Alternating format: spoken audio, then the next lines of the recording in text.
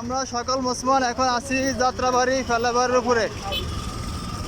যাত্রাবাড়ি সহকারে গুলিস্তান, সরদি উদ্যান, কাকরাইল, পুরা ঢাকার শহর আনাচে কোনাচে মুসলমান অলি গলি ভরপুর হয়ে গেছে। শুধু ইসরায়েলের বিরুদ্ধে এবং ফিলিস্তিনের পক্ষ হয়ে দেশবাসীকে বলতেছি, ফিলিস্তিনির আর টর্চারিং করবেন না, ইসরায়েলের পক্ষ হয়ে মুসলমানের ক্ষতি আর করবেন না। যদি সামনের দিকে করেন, বাংলাদেশের লোক অবশ্যই যুদ্ধ ঘোষণা দিবে। যুদ্ধ ঘোষণার জন্য আমরা জান দিতে রাজি আছি সকলে, ইনশাআল্লাহ।